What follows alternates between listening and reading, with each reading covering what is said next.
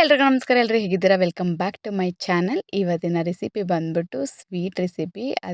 ಏನರಿಂದ ಮಾಡ್ತಾಯಿದ್ದೀನಿ ಅಂದರೆ ಅವಲಕ್ಕಿಯಿಂದ ಮಾಡ್ತಾಯಿದ್ದೀನಿ. ಇದನ್ನು ನೀವು ಮಕ್ಕಳ ಲಂಚ್ ಬಾಕ್ಸ್ ಬೇಕಾದರೆ ಕಟ್ಬೋದು.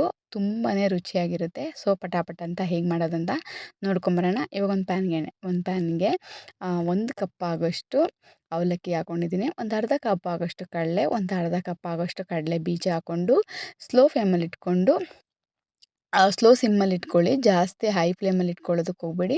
ಇಟ್ಕೊಂಡು ಸ್ವಲ್ಪ ಬಿಸಿ ಆಗೋ ಮಟ್ಟಿಗೆ ಇದನ್ನು ಚೆನ್ನಾಗಿ ಫ್ರೈ ಮಾಡಿಕೊಂಡು ನಂತರ ಇದನ್ನು ಆರಿದ ನಂತರ ಒಂದು ಮಿಕ್ಸಿ ಜಾರ್ಗೆ ಹಾಕ್ಕೊಂಡು ತುಂಬ ಪೌಡ್ರ್ ಮಾಡೋದಕ್ಕೆ ಹೋಗಬೇಡಿ. ಲೈಟಾಗಿ ಪೌಡ್ರ್ ಮಾಡ್ಕೊಳ್ಳಿ.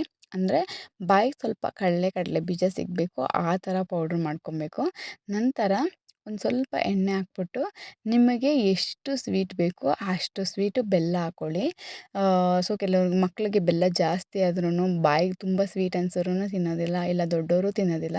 ಸೊ ಮೀಡಿಯಮ್ ನಿಮ್ಗೆ ಎಷ್ಟು ಬೇಕೋ ಅಷ್ಟು ನೋಡಿ ಹಾಕ್ಕೊಂಡು ನಾವು ರುಬ್ಬಿರೋಂಥ ಪೌಡ್ರನ್ನ ಇವಾಗ ನೀಟಾಗಿ ಮಿಕ್ಸ್ ಮಾಡ್ಕೊತೀವಿ. ಈ ರೀತಿ ನೀಟಾಗಿ ಎಲ್ಲ ಫುಲ್ಲು ಎಲ್ಲೂ ಗಟ್ಟಿಯೂ ಆಗಬಾರ್ದು. ಇದು ಸ್ಟವ್ನ ಆಫ್ ಮಾಡ್ಕೊಂಬಿಟ್ಟು ಮಾಡಿ. ನಂತರ ಇದಕ್ಕೆ ಸ್ವಲ್ಪ ತುಪ್ಪ ಹಾಕ್ಕೊಂಬಿಟ್ಟು ನೋಡಿ ಈ ರೀತಿ ಉಂಡೆ ಕಟ್ಟೋ ಥರ ಆಗಬೇಕು. ನಿಮ್ಗೆ ಏಲಕ್ಕಿ ಬೇಕಂದರೆ ಏಲಕ್ಕಿ ಕೂಡ ಮಿಕ್ಸ್ ಮಾಡ್ಕೊಬೋದು, ಕಾಯಿ ತುರಿ ಬೇಕಾದರೂ ಹಾಕ್ಕೊಬೋದು. ಸೊ ನೀವು ಕೂಡ ಮನೇಲಿ ಟ್ರೈ ಮಾಡಿ ಹೇಗಿತ್ತು ಅಂತ ಕಮೆಂಟ್ ಮಾಡಿ.